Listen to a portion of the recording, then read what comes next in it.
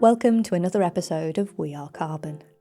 I'm Helen Fisher and I'm in conversation with Patrick Holden, founder and CEO of the Sustainable Food Trust. Their mission is to work internationally to accelerate the transition towards more sustainable food and farming systems. So it was a perfect opportunity to really dig into some of the challenges and the practicalities of moving things forward to better health for ourselves and for nature, within this hugely important context of our food supply. Patrick shares insights into what our diets would need to look like if we were to achieve a transition across the whole of the UK. We also talk about the problem of dishonest pricing in our food system and the political difficulties that come with that, along with why Patrick is feeling optimistic that things are ready to really move forward for the better. I thoroughly enjoyed our conversation here, and I hope that you will too. Over the past month, I've also introduced 2 new formats to We Are Carbon. One is a more condensed video version of these conversations that includes a bit of animation and won't be found on the audio podcast. So you'll need to find the link in the description if you'd like to have a watch. These videos are designed to help you share the concepts that we explore with your friends and family who might be interested but don't really have the time for the full interviews. Alongside these, there are new storytelling episodes that I'm publishing here on the podcast. They take us on light-hearted journeys through some of our main topics so we can navigate this path between the way we've become accustomed to seeing the world and the mindset of regeneration. The first one of those was centred around soil. It's the previous episode here on the podcast. As I get into my flow with this new schedule, I'd love to hear your thoughts on what you feel is working or what you'd like to have more of. Please feel free to reach out and let me know which versions you'll be following. Right, over to today's discussion, and I'll let Patrick introduce himself. My name is Patrick Holden.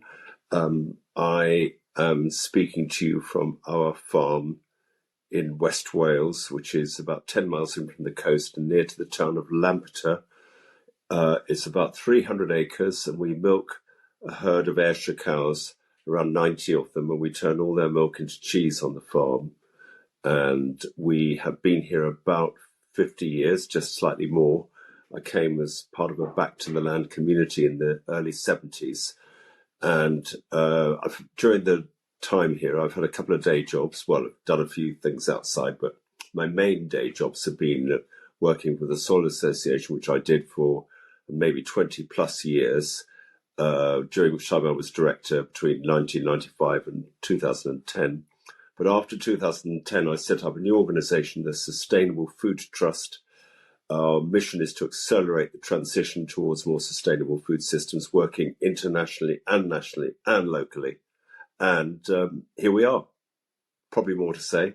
Fantastic. And it's completely well aligned with what we're talking about today, because of course sustainable food is such a huge, expansive topic. And we know that it's a puzzle piece within the issues that we have with climate, with biodiversity, and with human health as well. And so I'd love to spend our time together just garnering some insights about what might that path look like if we're to do a widespread transition in our food system. Where do we need to focus, and how do we take those steps forward?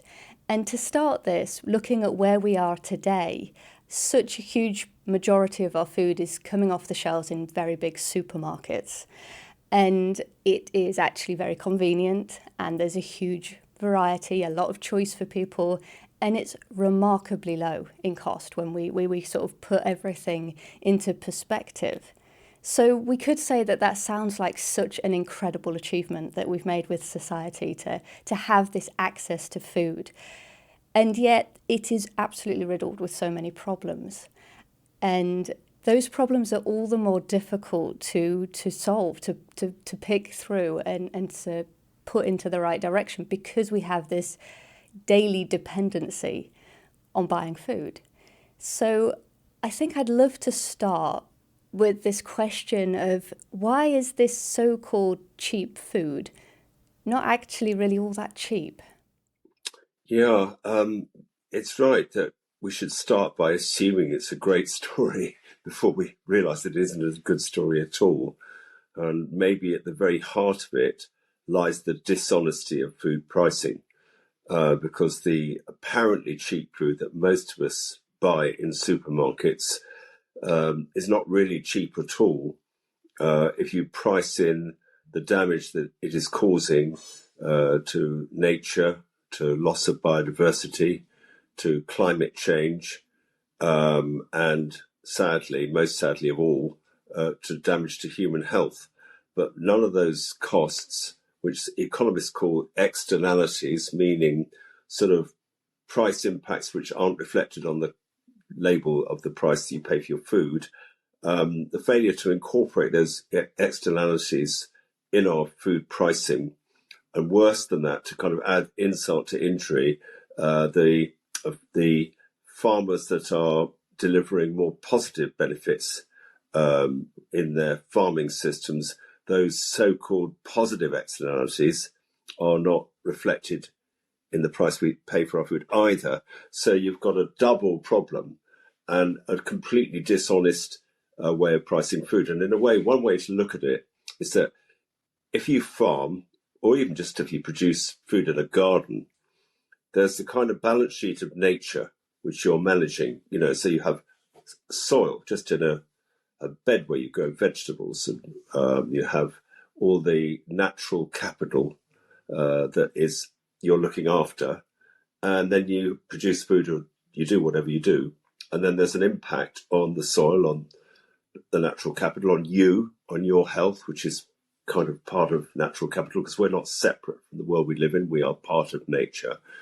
And if you think of it in accounting terms, if you were running a business and you diminished your capital, say, the tractor got older or broke down, or the soil got less fertile in the case of the farm, you'd say, well, you can't say you make a profit if your capital goes down. But unfortunately, in agricultural accounting protocols, this impact of the farming practices on the balance sheet of nature and public health isn't included. So you have a dishonest accounting system right at the heart of food pricing.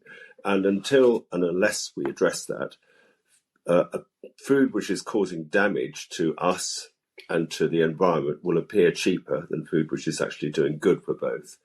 And food which comes from farming systems like mine, because we've been here 50 years, we've never used any pesticides or nitrogen fertilizer or anything like that, and we've been farming in harmony with nature. We employ quite a few people, all benefits to the public and to the planet, but none of those are reflected properly in the rewards we get from the marketplace or anywhere else. So that means that farming systems like mine are not attractive to most farmers. So what do? They just become kind of commodity slaves on a treadmill of industrial production, because that way they can just about squeeze a living out of farming. And so it goes on. And that's the kind of intervention that we've got to make if we're going to transform our food systems. And I've been at this a long time, like 40 years, and we haven't broken through. So this is kind of a mission. This is like, I'm on the psychiatrist's couch, and we've failed so far. Sorry about that. We did our best. But hey, let's start now. You know what I mean? Yes, absolutely. It's such a big, big challenge. And this financial aspect, I find it really interesting because as you've just sort of highlighted some of the key differences, those inputs, the pesticides, the fertilizers, and surely to the farmer, they're an extra cost. If they choose to take the route of conventional practices, of chemical inputs, that's an additional cost that they've got. So what is making up for that in terms of when the food is on the shelf, the farmer is actually being more supported using those inputs?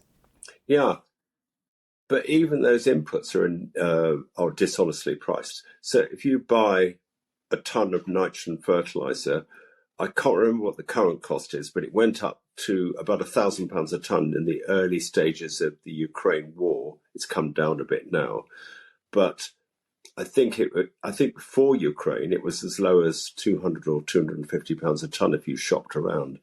But that cost in no way reflects the damage to the environment of manufacturing it, because the manufacturing of nitrogen fertilizer involves a lot of greenhouse gas emissions, and then when you put it on the land, there are more emissions, and it causes water pollution, which the water companies have to clean up. None of those externalities are costed into the price of a ton of fertilizers. A bit like that with aviation fuel, by the way. We're all flying around as if nothing had happened now, at least not all of us, but some of us.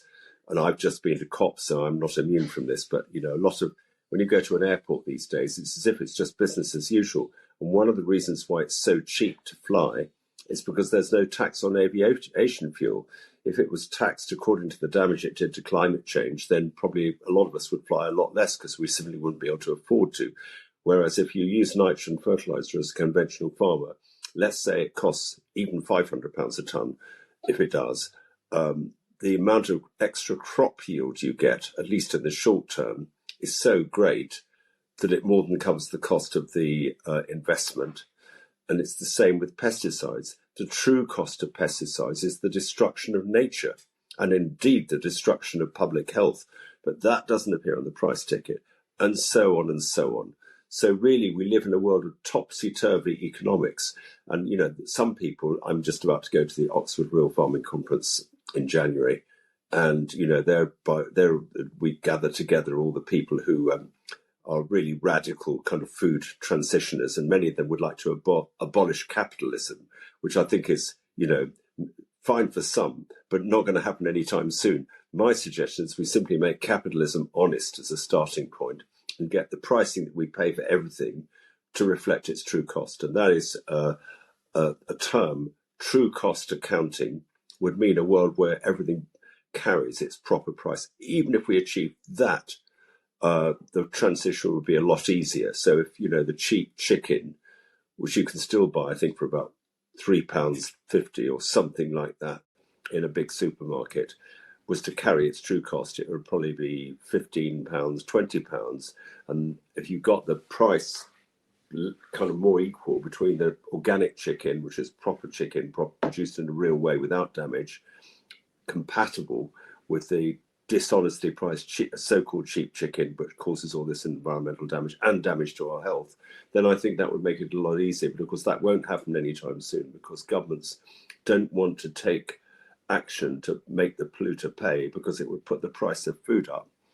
And that would be politically unattractive. I mean, if there's an election in May or October, whenever it is, and you know, Keir Starmer was to say, well, if you vote Labour, the price of food is going to double.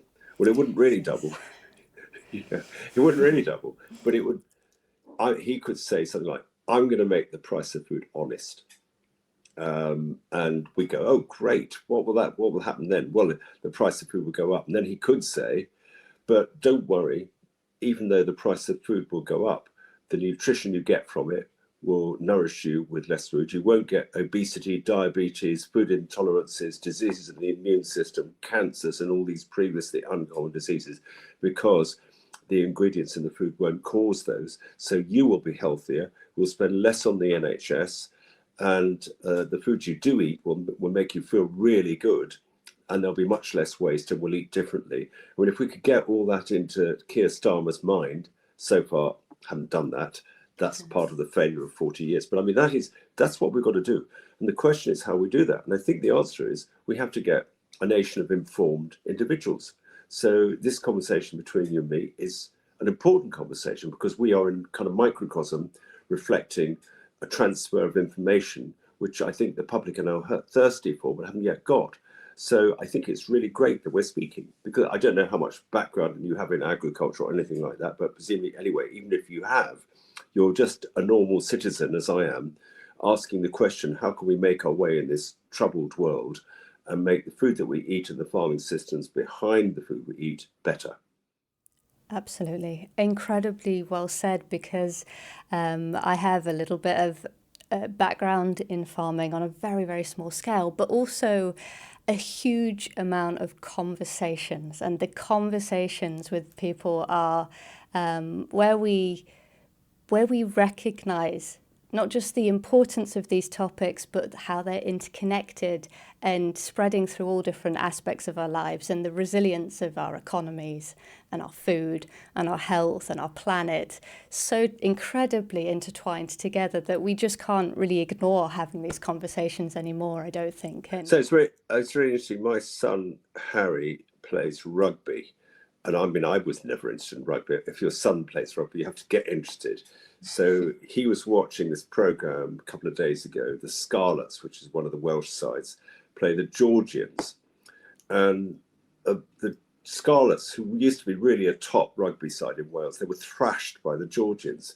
And I couldn't help thinking, I wonder whether part of it was, if you looked what the Georgians ate, who Yeah. come from this, country where proper sustainable agriculture is more or less the norm, I think, for lots of complicated reasons, partly just, they haven't westernized the agriculture to the extent that we have. Whereas if you look at what the Scarlets eat, and this is not to be disparaging, they may all have fantastic organic diets, but I suspect they probably don't. And I reckon they just ran out of energy. These Georgians, they were like magnificent, strong. Oh, this phrase, you are what you eat, which is so Yes. profoundly true. Poignant. And then in the case of livestock products like ours, you are what you eat, ate. Think about Yes. that. Yes, what your food ate. If you eat cheese and the milk that made that cheese, and this will be the case if you buy cheese at the supermarket today, comes from a cow that never got outside, that was fed genetically modified soy and a load of nitrogen fertilized grass and a lot of other stuff, and it wasn't all terrible. And she was looked after by the farm, not knocking the farmer, but I mean, the kind of farming system that is behind most of the milk that is produced today isn't very good. And does that have any effect on the quality of the milk that she produces? Of course it does. I mean, cows like us are a reflection of what they eat. And if we are processing food through an animal, whether it's for meat or dairy products or anything else from a livestock species, it makes a difference. And we don't know the story behind our food, which is the most shocking thing. So if you go down to a supermarket and you buy food, you can't really tell where it came from, how it was produced, even which country it came from these days. And you don't know, and you kind of accept that. And so we've got a generation of children that grow up not really knowing anything about the story behind their food, except, if you ask a very young child where milk comes from, they'll say it comes from Tesco's or something like that. And Yes. you can't blame society because, we live in urban areas and we don't visit farms. I did visit farms. I grew up in London. I visited farms when I was young. And that it was a huge influence on me. But I think that we have to start there. We have to say, right, we have to make the story behind our food accessible to all people as they grow up. And then when we are grown up as well. And that is kind of big mission to get to Keir Starmer's attention, or whoever it is going to be the next government. Doesn't matter really. I mean, I saw the Secretary of State, the new Secretary of State, Steve Barclay, last week in London. I got this email saying, "Oh, the new Secretary of State would like to see you." So, that's impressive. So I better go. So I went to see him. He seemed a very nice chap, and I, said what I thought government ought to do. And of course, we both knew that he probably won't be in the post very long. But in a way, it doesn't matter, because what matters is if politicians start to feel the heat of informed public opinion. So back to this discussion. Yeah, yeah, absolutely. And there is so much significance in that which you've just said about the food giving you energy, and that notable difference in the different way that the food is produced. And when we look at the way that people are dragging themselves through the day on caffeine or on stimulants, that in a way is kind of their solution to a poor diet, a poor nutrition, and the answer of having food that gives you vitality. It just sounds like a dream solution. And I think there's something in that health aspect, that nutritional aspect, that allows this story to be more engaging for people. That's absolutely true. And I think it's really interesting that, have you heard of Chris Van Tulleken, who wrote this book called Ultra Processed People, which I recently Oh no, it read? sounds fantastic. It's really interesting that he and another guy called Tim Spector, Professor Tim Spector, who's done the Zoe project, both of those two individuals are starting to make real inroads in public understanding about the story behind their food. And interestingly, they both have focused after the farm gate. So they've looked at what has happened to food after it leaves farms before it gets to the supermarket. And Chris Van Tulken in particular has focused on processing aids and these artificial flavorings, which are basically a whole load of chemicals which either preserve food longer than it should be preserved or mimic the flavors that used to be in our food, which have been removed by chemical agriculture. And weirdly enough, there's a factory down the road from us, at a place called Vellenbach, which at Velen means mill in Welsh, small mill. And now it's a huge factory for producing flavors for crisps and stuff like that. And it used to be the milk marketing board place where the milk was turned into butter, and all the dairy farms used to supply it until about 20 years ago. And then it basically was turned into this, it's called Sensient. How ironic is that? It's a big flavouring factory. So these brilliant chemists now trick our taste buds into thinking we're getting nourishment from food which is depleted in trace elements and micronutrients. And that flavouring industry is a multi-billion-pound industry because they have to do that to persuade us to eat more of that sort of food than is good for us. How weird is that? And what a topsy-turvy world we live in, where we strip all the nutrients out of our food and all the goodness, and we contaminate it with pesticides. And then we have to create chemicals to pretend it's okay when it isn't. And you'd think, wouldn't you, that if anybody heard that story, they said, well, why don't we treat the symptom, not the cause, and put the real flavour back into our food with proper agriculture? And yet, since the 1950s, which I can remember because I was a boy in the 1950s, we've really transformed our agriculture and made it into a system of food production which is actually damaging public health and causing massively increased NHS treatment costs, and yet nothing much is being done about it. And these conversations, because I'm very hopeful, I don't think this is a pessimistic conversation, I'm very hopeful that the tide is turning because so many millions of people are starting to ask awkward questions about the story behind their food. And Chris Van Tulken and Tim Spector are in the vanguard of that. Bless them. Fantastic. I'll make sure that we've got some links to the book and the references there. Ultra processed people read that book. I learnt a lot. It's scary. And it makes you think, where can I buy good food? Which is the right question. Yeah, we all need to be asking that. But it leads me to my next question, because how can we buy good food if we aren't producing enough good food? And at the heart of all of this is how the farmers are choosing to treat the soil, as to choosing to grow the food that we're consuming. I'd like to ask, in terms of the volume and the variety of food that we need to produce for this country, do you consider that going the sustainable option across all of farming, we would have enough to fill all of our needs? I think that is a really important question, and it's one that was preoccupying me and the members of my team.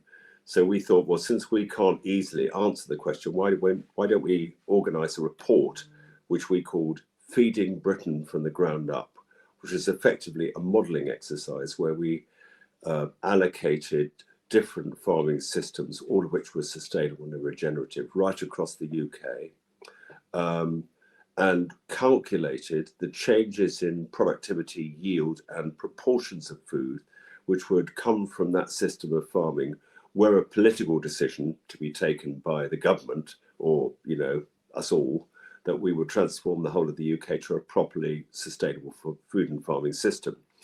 And the results of that study were quite surprising. The headlines were that if we went proper regen and organic, etc., yields of food would drop, particularly grain yields, cereal yields. In fact, they go down by half.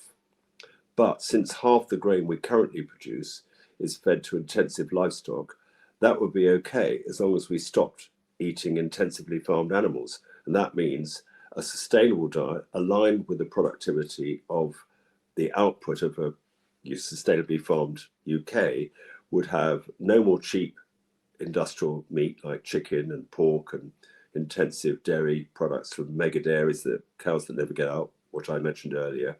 Lots of vegetables, because it's really quite arbitrary how much vegetables you can produce, because you could put, for instance, in a 7-year rotation, which is the farming system which would have to replace the ones we've got at the moment.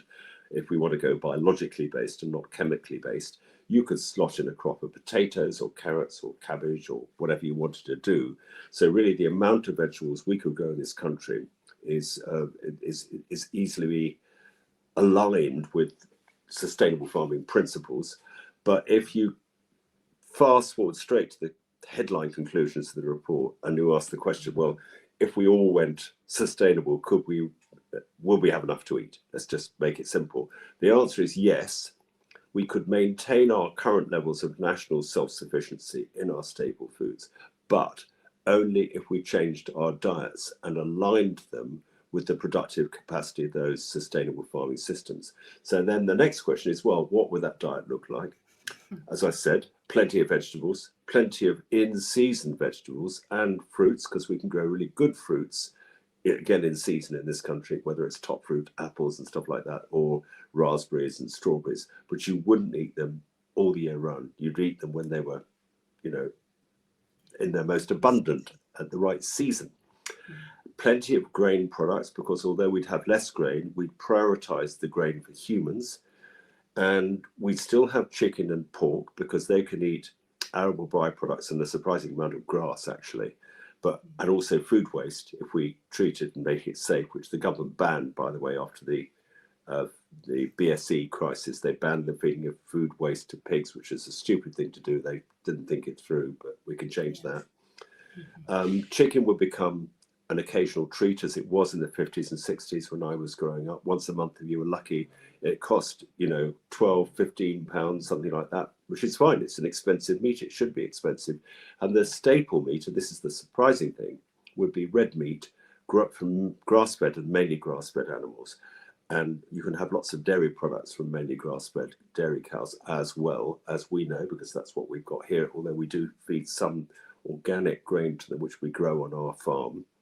So it's actually a wonderful diet and health promoting. And I'm not sure where you are on the sort of plant-based spectrum, but a lot of people think that if they're going to be climate friendly, they need to give up eating meat.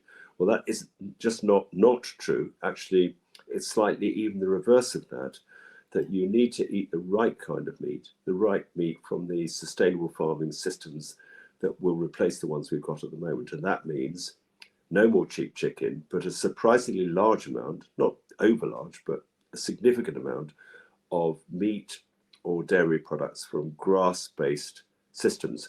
And the reason for that is because if you go, say, to the arable east of England and you ask an arable farmer, well, what changes would you have to make if you wanted to switch to a biological farming system? At the moment, he or she is probably growing all arable crops every year, and there are no livestock in the system, except maybe there are livestock somewhere else that's being fed the grain that is being produced.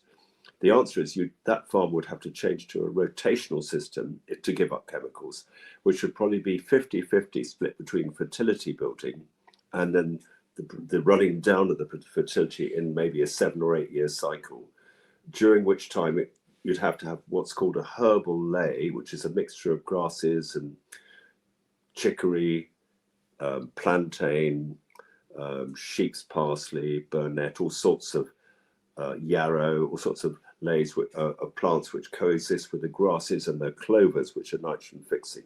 And that mixture over about 4 or 5 years would rebuild the depleted fertility in the carbon stocks of the soil to a pre-chemical level. And that would suck a lot of carbon out of the atmosphere and put it back in the soil. And if all the farmers in the arable east of England and Scotland and even East Wales, who are currently all arable, switched to that system, and the farmers with permanent pasture, which is the areas like we are here, where there's a high rainfall and it's quite hilly, and you can't have just arable all the time, but they have permanent pasture. If we switch to what's called holistic grazing systems, the methane emission from the animals, the beef animals, the dairy cows, the sheep, that would graze those pastures would be more than offset by the carbon gain from drawing down the CO2 from the atmosphere and put it back in the soils, because that's the most usual criticism to what I'm just describing to you now. You say, well, it's all very well. I went to that system of farming, that diet, but surely if you have all those cows and sheep belching methane into the atmosphere, that's bad for climate change. And the answer is no, it's not, because there's this soil carbon offset. And it's that kind of granular discussion. I'm rambling on a bit now, but basically, we all need to know that. We need to become experts in the nature and the component parts of the farming systems which need to replace the ones we've got at the moment, which I think is completely fascinating. Because after all, we are intimately connected with farming 3 times a day when we eat food. And our microbiome is in microcosm a reflection of the macrocosm of nature. So we are intimately connected with agriculture, and we should reflect that in our understanding of the systems and the principles behind the farming systems that feed us. Yes, absolutely. Wonderful information there. So clear and understandable and digestible. And it sounds like the reference to the study that you've done isn't yet another thing that we should be sharing, because it's exactly that kind of brainstorming is necessary to see where it all fits together. And it's so interesting, the conclusions. Yeah, feeding Britain from the ground up and the hidden costs of UK food, back to our conversation about the dishonesty of food pricing. So those 2 reports would put a lot more information into people who want to know more about the story behind their food. But actually, the real revelation, I think, is when you walk around a farm, either physically, ideally physically, or virtually. And so what we are doing, the Sustainable Food Trust, and at our farm here in West Wales, we are developing our farm as an educational platform, because we believe that the way to achieve this national transition would be to empower the whole of the next generation and older people as well, because old people matter. Because it's mostly quite old people who are farming the land, by the way. And so actually the knowledge transfer needs to go on in the farming community, amongst leaders and amongst the general public and amongst children. So imagine a network of beacon farms throughout the whole of the UK and actually the world, all of which were places where people could come and learn about the story behind their food. And those stories were made accessible by farmers who understood how to communicate with normal people, not using jargon and not blinding them with difficult words and stuff like that. That could happen. And interestingly enough, there was a man who I met a few years ago who worked in the state of Andhra Pradesh in India. And he was asked by a government official if he could introduce an advisory service for that state, because they wanted the farmers to farm in a more sustainable way. And he said, no, I won't do that. I'll find the best farms in the state, mostly smallholder farmers, and give them the knowledge and the resources to act as educational stages. And fast forward to today, and there are more than 1 million smallholder farmers who are farming virtually organically in the state of Andhra Pradesh. And he was just at COP28, where I was in Dubai, a remarkable man on a mission. And I believe that his simple solution to addressing climate change and restoring our food to how it used to be is exactly through that means. Making farms inspirational places where people can visit and have a life-changing experience. It sounds amazing, because it's so easy to grasp why that would work, so clear, and connecting with the issues, but also the solution that people can recognize.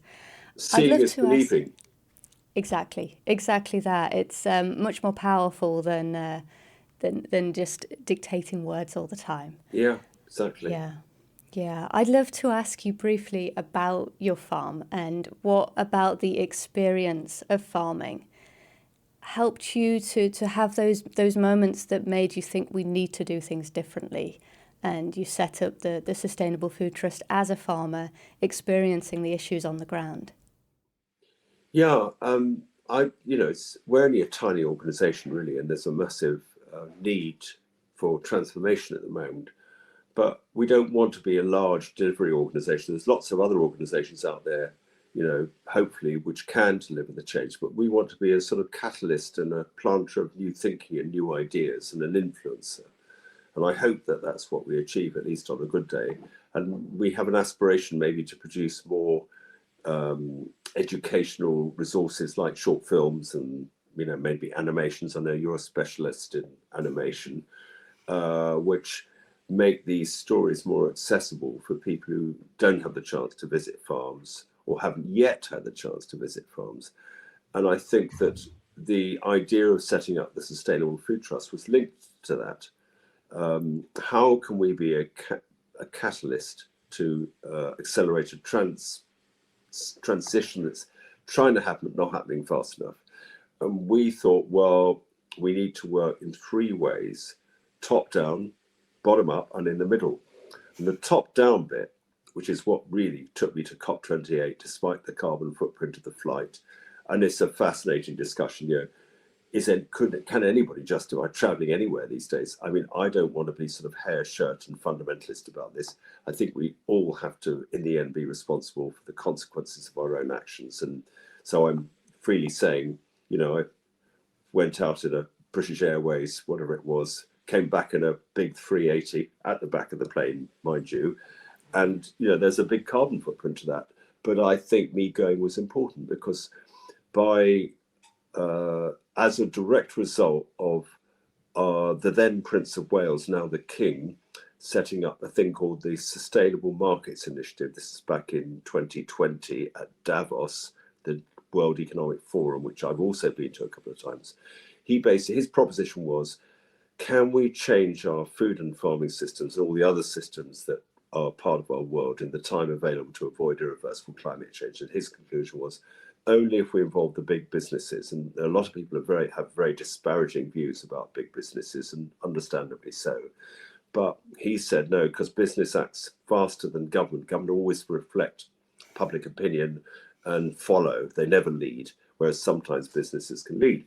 So I was made the leader of one of the task forces, or rather not me, but me representing the Sustainable Food Trust, because one of our big projects is that we're measuring land use sustainability impacts. Because back to the question, how would I recognize food that came from a truly sustainable farming system? Well, the answer is it needs to be on the label, and it isn't at the moment.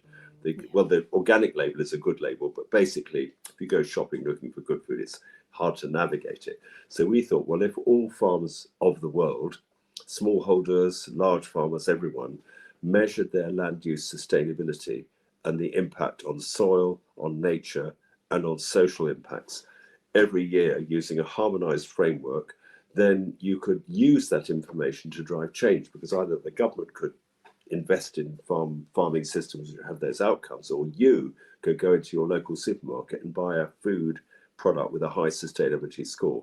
So we've been at this about 8 years now, and because we've been at it a long time, and the King understood the importance, or the Prince as he was then understood the importance of measurement, I was made heading up one of the 20 task forces. So as a result of that, I've met all these individuals who are leading companies, banks, insurance companies, investment community. You name a task force for a particular industry sector, it's there. And as a result, we've been having a big influence on some of these CEOs who are leading some of the world's biggest food companies. And I think, back to my point about theory of change, top down, bottom up, and in the middle, if we can invest a better understanding amongst the leaders of these enormous businesses, and I'll give you an example of one, a guy called Noel Quinn, who's the chief executive of HSBC Bank, came and had lunch at our farm back in the summer. And you could clearly see he was influenced by it. He just walked around the fields and he said, something's going on here. Now, he's leading a mega bank who many people might think has been part of the problem, but he, like all these other CEOs, they've got kids, they're not Yes. they're not unaware of climate change, etc. They want to do something about it. So we can be an influence on their thinking. So that's not the only top-down thing we're doing. I went to see the new Secretary of State last week in London. We're also working talking to people like you to try to, and with our Beacon Farm stuff, to educate the public, to enable us all to use our voting power and our consuming power to build a better world. But we're also acting in the middle, which is reports like Feeding Britain, Hidden Costs of UK Food. We're working on a report which is going to be published next year on the role of grazing livestock, because a lot of people have a bad view about grazing livestock, and we're going to sort of counter that. So that's the kind of theory of change made flesh in our agenda. That's fantastic. It's very thorough and coming from all those directions, really interesting to hear the top down stuff, because I think that it's easy to overlook the significance of that because people think, well, it's inaccessible. It's not something that we can connect into, but clearly not the And case. also, rightly, a lot of people are very skeptical. And, is there a greenwash fest going on? Well, this project we're doing with measuring land use sustainability, the global farm metric, no, if we can make the impact of all those farming systems transparent in a sustainability score you can trust, then that's the fantastic antidote to greenwash. And then, obviously, I face this question sort of existentially: am I selling out? Well, I'm not. I'm a disruptor and I'm not.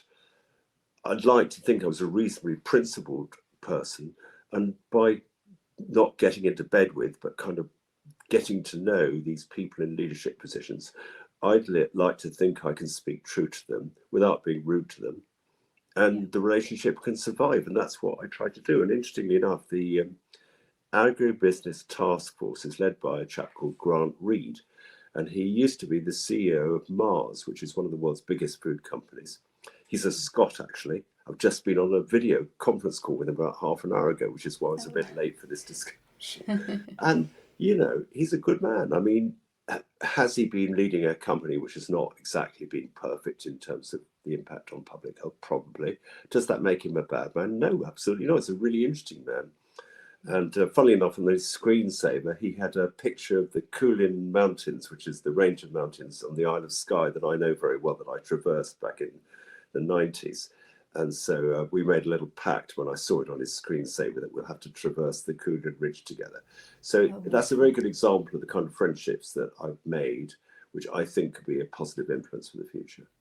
Absolutely. And I think that really beautifully highlights that there aren't really bad guys within this. I mean, we could go into detail and say, well, yes, there are, but There are bad guys, but for the they most can. part, for the most part, people are just being human, and we have developed an economy that is kind of on a treadmill and it's running around and it has to kind of keep its pace. But there are people at the heart of it, and people are always able to be connected. And if you give them an option, and you're giving them this information that can then speak their language, that's really powerful. Yeah, I mean, it's such an interesting point you make about, are there, bad guys? I mean, there clearly are, quote, bad guys, mostly men, who seem to be in the grip of some evil forces. But 'twas ever thus, wasn't it? I mean, you can see that there are dark forces that manifest in human beings in the world today, and always have been. And it's sort of Shakespearean, isn't it, really, that we're all Yes. grappling with these forces inside ourselves. And I think a lot turns on one's attitude when one meets these unfortunate dark forces, either in someone else or in oneself. And God knows, I mean, the war in Ukraine and the terrible conflict in Palestine, I mean, it's unbearable. Yeah. The inhumanity of human beings. And it's almost impossible to come to a settled understanding of how this could be. But somehow we have to include that in our field, do we not? We can't We pretend do. the world is totally harmonious. And one thing is for sure, our food and farming systems have not been harmonious for the last century, at least. So if we are striving to make them better, we can do what we can, but we somehow have to include in the field the people who have historically been doing harm. Yes. Yeah, and the thing with these very large companies is if we acknowledge that they're not in a great place right now, even a little step in the right direction can be very, very impactful because of the size of the company. So there's scale there. Yeah, and you don't want the best to be the enemy of the good, but on the other hand, you should strive for the best. So, a very quick question in terms of if there was a farmer out there listening that wanted to make a change on their land and how they go about it, can you signpost them? Can you offer any advice? I think it's wonderful your suggestion of education at the farms themselves, but where are we at today? Well, there's an amazing event called Groundswell, which a lot of the farmers probably viewing this would already know about, which was set up by a man called John Cherry, Hertfordshire farmer, quite intensive. But he kind of realised that we needed to change our farming system, so he decided he'd make his farm an educational stage. And now there's kind of up to 10,000 farmers that make an annual pilgrimage to this place, and it's great because it's so inclusive. And I think you can learn a lot just by talking to farmers. Farmers will always be the best knowledge transmitters. And so I would recommend going to Groundswell, maybe going to the Oxford Real Farming Conference. You can't go there physically now because it's booked out, but you can go there virtually. Join the Sustainable Food Trust, subscribe to the e-newsletter. It's free. We don't have a membership, but people can follow us on Instagram, read our e-newsletter, and go to our website and learn more about what we're doing. Because I see us as being part of a kind of mycelial movement for change, and I think it's really interesting that guys like Merlin Sheldrake wrote this book called Entangled Life, which is really about how intelligent plants are in a sort of, and how they have relationships with fungal networks in their root zones. And isn't that just a metaphor for nature's intelligence? We used to think people who spoke to plants were crazy, and now we realize that actually we're the crazy ones by not realizing that was always going on, if you know what I mean. Yeah, Nothing's separate, absolutely. everything's connected. So I think realize, if you're a farmer who's been following a chemical route, understandably, because that's been the only way things have paid, that there is another route which you can transition to without too much pain, with a lot of other farmers going on it as well who can help you. And I think that when I was part of the sort of leading part of the organic movement, which we are still farming organically, we're now the longest established organic dairy farm in Wales. I think we unwittingly polarised the farming movement between those who were farming organically and those who weren't. And that wasn't intentional, it's just what happened. And I can see now with the benefit of hindsight that that was unfortunate. Yes, well, I suppose everything is a massive journey of learning and it never seems to end. But it Exactly. has been so insightful to speak to you. I really appreciate it a great deal, and I'm sure that all of the listeners do as well. I think that there's a lot been shared here that people can learn from. Have you got any sort of final thoughts about, you've mentioned quite a number of times this idea that, well, we have this ambition and we're not really succeeding on it yet. But we've talked about a lot of hopeful things, and there's a feeling of momentum, especially from that point of view of farmers teaching one another and sharing the knowledge. So do you feel that we're on a good track to moving things forward? I do. I think how change happens is a bit of a mystery. And, you could say, well, it looks pretty bleak at the moment because, we're on this 1.5 degree to 3 degree track. We don't do more to address climate change. And there's a nature crisis, and there's a crisis of public health. And there's, God knows, there's a threatened migration crisis, as we know, because we're making so much of the land uninhabitable or drowned.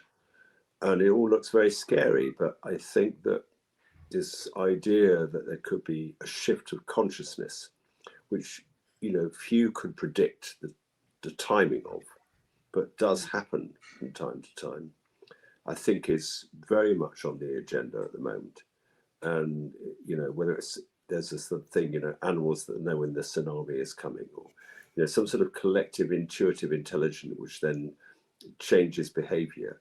I think we could be on the edge of something like that. And can we rule out the possibility that really dark things could be associated with our transition. No, we can't. But I mean, what can you do? You just have to, the action is mine to be part of the solution. The results are not in our hands. So I think we should feel positive and do the right thing, learn about our food and the story behind it, and try to take modest but incremental actions to be part of the solution, both in terms of the food that we eat and also using our citizen power, voting power, that kind of thing, to be part of the co-creation of the future that we need to build. Wonderful. Thank you. Well, it's been amazing, and best of luck with everything that you're continuing to work with. Thank you very much, and thanks for inviting me to talk to you. And thank you for listening to this episode of We Are Carbon. You can find more information in the description about everything that Patrick discussed with us, and alongside there's extra details about the new format that I mentioned at the beginning from We Are Carbon.